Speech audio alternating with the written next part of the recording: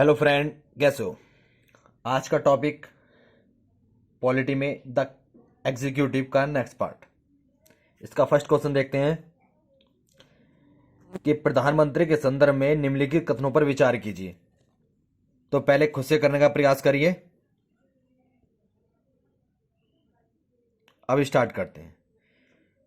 First statement, राष्ट्रपति अपने विवेकाधिकार से ऐसे व्यक्ति को मंत्री नियुक्त कर सकता है जिसके लिए प्रधानमंत्री ने अनुशंसा न की हो। फर्स्ट स्टेटमेंट हमारा गलत है। ऐसा क्यों? ऐसा इसीलिए है क्योंकि राष्ट्रपति उन मंत्री को ही नियुक्त कर सकता है जिनकी अनुशंसा प्रधानमंत्री ने की हो। इसलिए राष्ट्रपति अपने विवेक का यूज नहीं कर सकता। फर्स्ट स्टेटमेंट गलत है हमारा। तो ऑप्शन देखते हैं हम।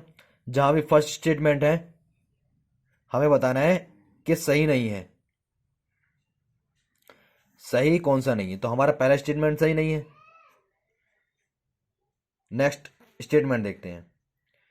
मतभेद होने की स्थिति में वह राष्ट्रपति को किसी भी मंत्री को पदच्युत अर्थात डिसमिस करने की सलाह दे सकता है। बिल्कुल सही बात है।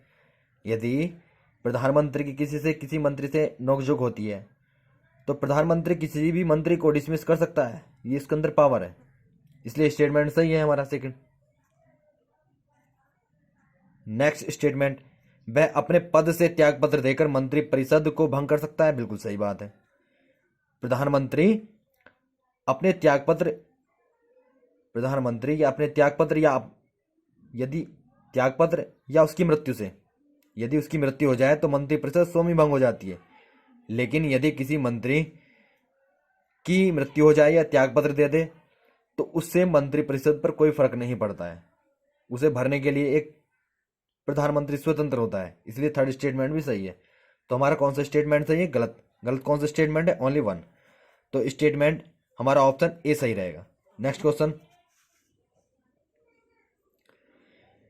उपराष्ट्रपति का पद रिक्त होने पर कितने दिनों के भीतर चुनाव कराने का प्रावधान है?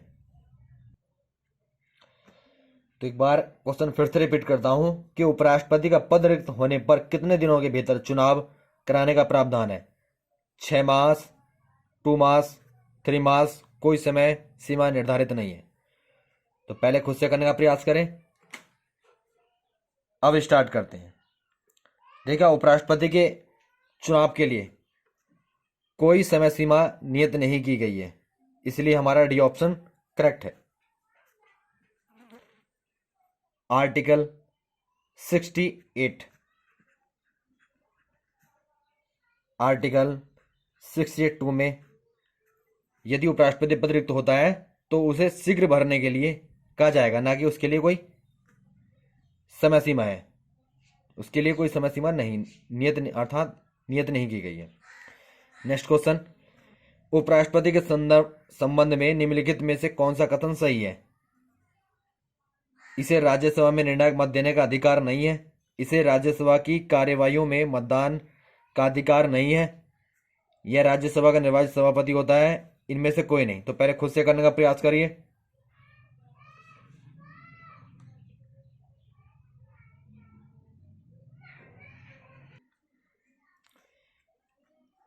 अब फर्स्ट स्टेटमेंट देखते हैं। इसे राज्यसभा में निर्णायक मत देने का अधिकार नहीं है, मत देने का अधिकार है। ये स्टेटमेंट हमारा गलत है क्योंकि उपराष्ट्रपति जो होता है वो राज्यसभा का सदस्य नहीं होता। उपराष्ट्रपति राज्यसभा का सदस्य नहीं होता, इसलिए इसे राज्यसभा की कार्रवाई मतदान का अधिकार नहीं होता। लेकिन यदि पक्ष और विपक्ष बराबर कंडीशन में हो तो उस समय इसे निर्णायक मत देने का अधिकार होता है। इसलिए स्टेटमेंट फर्स्ट गलत है। सेकंड ऑप्शन, इसे राज्यसभा की कार्यवाहियों में मतदान का अधिकार नहीं है। ये स्टेटमेंट सही है क्योंकि जब उसका सदस्य नहीं होगा तो उसमें मतदान भी नहीं कर सकता। लेकिन निर्णायक मत होने पर ही अपना निर्णायक मत होने पर ही अपने अधिकार का यूज कर सकता है। इससे पहले नहीं कर सकता। सी ऑप्शन, यह राज्यसभा का निर्वाचित सभापति होता है। नहीं, यह स्टेटमेंट भी हमारा गलत है। यह राज्यसभा का पदेन सभापति होता है, ना कि निर्वाचित सभापति। इसलिए यह स्टेटमेंट भी हमारा गलत है। इनमें से कोई नहीं, यह भी गलत है। ऑप्शन हमारा कौन सा सही है? बी सही है। नेक्स्ट क्वेश्चन, मंत्रिपरिषद एवं मंत्रिमंडल में विभेदन के संदर्भ में निम्नलिखित कथनों पर विचार कीजिए। फर्स्ट स्टेटमेंट देखते हैं कि मंत्रिपरिषद एक सूक्ष्म निकाय है जबकि मंत्रिमंडल एक व्यापक निकाय है। ये स्टेटमेंट गलत है।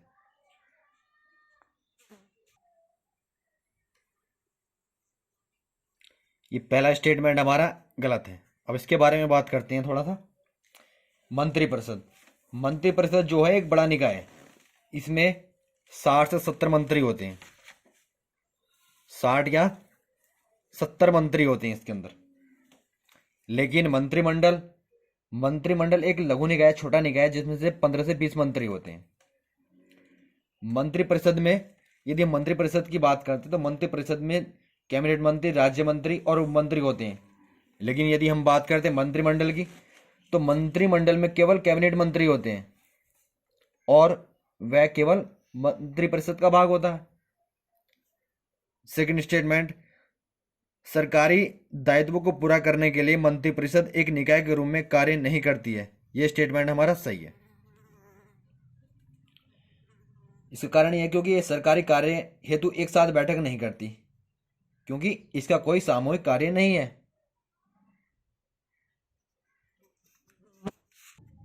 थर्ड स्टेटमेंट देखते हैं, मंत्रिपरिषद एक संवैधानिक निकाय है जिसका उल्लेख संविधान के अनुच्छेद 74-75 में किया गया है, जबकि मंत्रिमंडल का उल्लेख संविधान में कहीं नहीं किया गया। यह स्टेटमेंट हमारा गलत है। क्यों गलत है इसको देखते हैं। क्योंकि मंत्रिपरिषद क्या होता है, एक संवैधानिक निकाय है, एक संवैधानिक निकाय है। उल्लेख इसका जो आर्टिकल 74-75 में किया गया है, ये बात भी सही है। लेकिन इसके आकार और वर्गीकरण संविधान में वर्णित नहीं है। यदि हम बात करते हैं मंत्रिमंडल का, तो मंत्रिमंडल को आर्टिकल 352 आर्टिकल 352 में 44वें संविधान संशोधन 1978 के द्वारा मंत्रिमंडल को शामिल किया गया है। इसलिए स्टेटमेंट हमारा गलत हो गया। थर्ड, तो स्टेटमेंट हमारा कौन सा है, फर्स्ट और थर्ड तो गलत है। स्टेटमेंट हमारा कौन सा सही है, सेकंड। अब नेक्स्ट क्वेश्चन देखते हैं, भारत के प्रधानमंत्री के संदर्भ में निम्नलिखित कथनों पर विचार कीजिए। वरीयता के क्रम में प्रधानमंत्री की स्थिति पूर्व राष्ट्रपति के ठीक बाद की है। सेकंड स्टेटमेंट, वह राष्ट्रपति जल संसाधन परिषद का अध्यक्ष होता है। तो पहले खुद से करने का प्रयास करिए। फर्स्ट स्टेटमेंट देखते हैं कि वरीयता क्रम में प्रधानमंत्री की स्थिति पूर्व राष्ट्रपति के ठीक बाद की है। ये स्टेटमेंट हमारा गलत है। क्यों? क्योंकि वरीयता क्रम देखा जाए तो सबसे पहले राष्ट्रपति आएगा, फिर उपराष्ट्रपति आएगा, पहले राष्ट्रपति आएगा, उसके बाद उपराष्ट्रपति, उपराष्ट्रपति के बाद आता है हमारा प्रधानमंत्री। तो इसलिए हमारा ये स्टेटमेंट फर्स्ट गलत है। वह राष्ट्रीय जल संसाधन परिषद का अध्यक्ष होता है, ये स्टेटमेंट सही है। और जब सेकंड स्टेटमेंट सही है तो ऑप्शन बी हमारा सही रहेगा। देखा, जो पीएम होता है हमारा नीति आयोग, राष्ट्रीय एकता परिषद, अंतर्राज्यीय परिषद और राष्ट्रीय जल संसाधन परिषद का अध्यक्ष होता है। इसलिए स्टेटमेंट हमारा सेकंड सही है। नेक्स्ट क्वेश्चन, प्रधानमंत्री की शक्तियों तथा कार्यों से संबंधित निम्नलिखित कथनों पर विचार कीजिए। तो पहले खुद से करने का प्रयास करिए।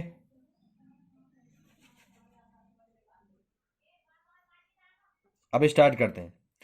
फर्स्ट स्टेटमेंट देखते हैं कि प्रधानमंत्री के त्यागपत्र देने के परिणाम स्वरूप मंत्रिपरिषद स्वयं ही भंग हो जाती है। यह स्टेटमेंट सही है। क्यों? क्योंकि यदि प्रधानमंत्री के त्यागपत्र देने से यदि इसकी प्रधानमंत्री की मृत्यु हो जाए तो मंत्रिपरिषद स्वयं ही भंग हो जाती है। लेकिन यदि कोई मंत्री के त्यागपत्र देने से या इसकी मृत्यु होने से मंत्रिपरिषद पर कोई फर्क नहीं पड़ता है और मंत्री को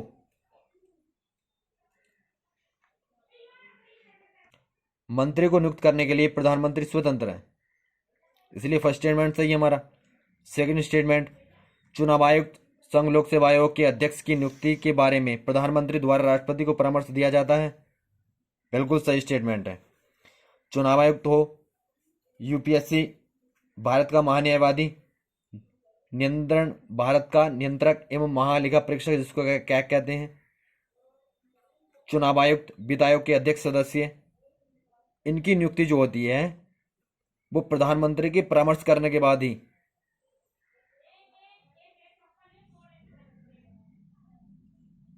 राष्ट्रपति द्वारा की जाती है। इसलिए स्टेटमेंट हमारा सेकंड सही है। हमें बताना है कौन सा कथन सही है। तो थर्ड स्टेटमेंट और देखते हैं। जब संसद में मंत्रिपरिषद पर विश्वास समाप्त हो जाता है तब प्रधानमंत्री राष्ट्रपति से लोकसभा को भंग करने का अनुरोध करता है। ये स्टेटमेंट गलत है। क्यों गलत है? क्योंकि लोकसभा के विघटन की सिफारिश जो होता है, सिफारिश जो है कि प्रधानमंत्री किसी भी समय राष्ट्रपति से कर सकता है, ना कि विश्वास समाप्त हो जाने पर। इसलिए स्टेटमेंट गलत है थर्ड। तो पहला दूसरा स्टेटमेंट सही है हमारा, तो ऑप्शन हमारा ए सही होता है। नेक्स्ट क्वेश्चन, निम्नलिखित कथनों पर विचार कीजिए। 42वें संविधान संशोधन अधिनियम ने मंत्रिपरिषद के सुझाव को राष्ट्रपति पर बाध्यकारी बना दिया गया है। सही स्टेटमेंट है। देखिएगा आर्टिकल 74 क्या कहता है।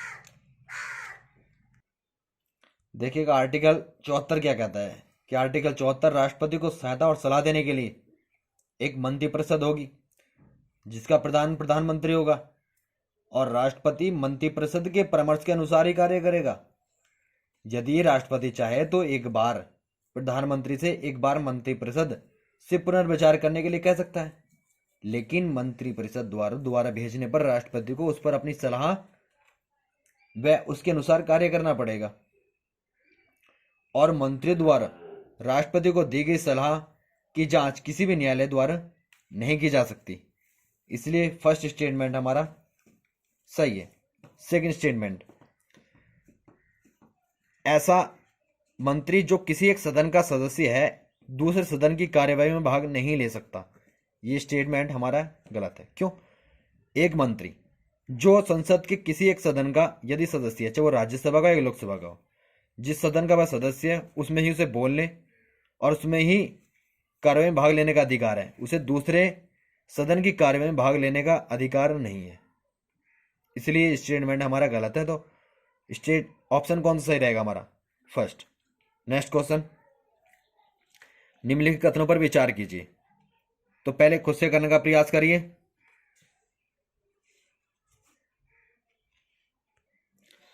और फर्स्ट स्टेटमेंट देखते हैं कि मंत्रिपरिषद के किसी भी सदस्य को लोकसभा द्वारा एक विशेषाधिकार प्रस्ताव पारित कर हटाया जा सकता है। स्टेटमेंट गलत है। क्यों? क्योंकि लोकसभा जो होती है मंत्रिपरिषद को अविश्वास मत के माध्यम से हटा सकती है, ना कि एक विशेषाधिकार प्रस्ताव के माध्यम से। इसलिए फर्स्ट स्टेटमेंट हमारा गलत है। सेकंड स्टेटमेंट देखते हैं कि केवल मंत्रिपरिषद ही राष्ट्रपति को लोकसभा की समयावधि समाप्त होने से पहले उसे विघटित करने का परामर्श दे सकती है। ये स्टेटमेंट भी गलत है। क्यों? क्योंकि लोकसभा के विघटन की जो सिफारिश होती है प्रधानमंत्री द्वारा किसी भी समय राष्ट्रपति से की जा सकती है। इसलिए दोनों स्टेटमेंट गलत है हमारे। तो कौन सा सही है? ऑप्शन हमारा डी सही रहेगा, कोई भी सही नहीं है। नेक्स्ट क्वेश्चन, भारत के प्रधानमंत्री के संदर्भ में निम्नलिखित कथनों पर विचार कीजिए कि प्रधानमंत्री मंत्रियों के बीच विभागों का आवंटन करता है और कार्य संचालन के संदर्भ में नियम बनाता है।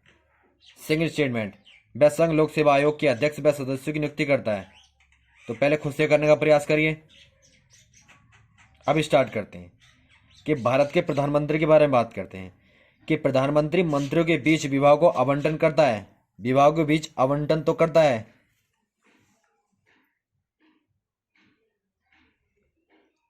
विभागों का जो आवंटन करता है वो प्रधानमंत्री नहीं राष्ट्रपति करता है और कार्य संचालन के नियम भी राष्ट्रपति बनाता है।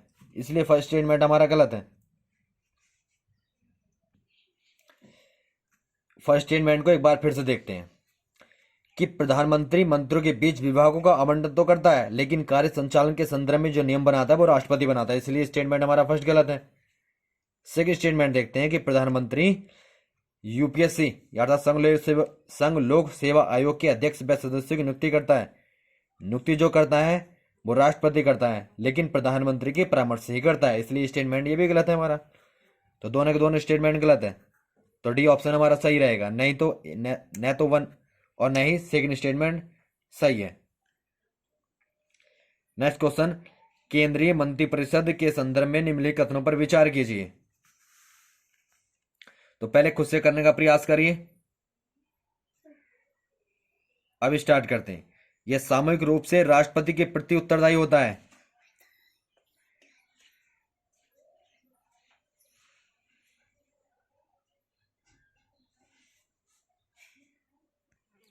तो पहला स्टेटमेंट हमारा गलत है। यह सामूहिक रूप से लोकसभा के प्रति उत्तरदायी होता है, यह स्टेटमेंट हमारा सही है। थर्ड स्टेटमेंट, प्रधानमंत्री के त्यागपत्र या मृत्यु से यह विघटित हो जाती है, बिल्कुल सही है। तो सेकंड और थर्ड ऑप्शन हमारा सही है, फर्स्ट स्टेटमेंट हमारा गलत है। एक बार हम फिर फर्स्ट स्टेटमेंट को देखते हैं कि यह सामूहिक रूप से राष्ट्रपति के प्रति उत्तरदायी होता है। नहीं, क्यों? क्योंकि मंत्रिपरिषद जो होती है वो लोकसभा के प्रति सामूहिक रूप से उत्तरदायी होती है, और राष्ट्रपति के प्रति व्यक्तिगत रूप से उत्तरदायी होती है, इसलिए हमारा फर्स्ट स्टेटमेंट गलत है। यदि गाइस आपको ये वीडियो अच्छी लगी तो वीडियो को लाइक करें, शेयर करें और चैनल को सब्सक्राइब करना ना भूलें। Thank you.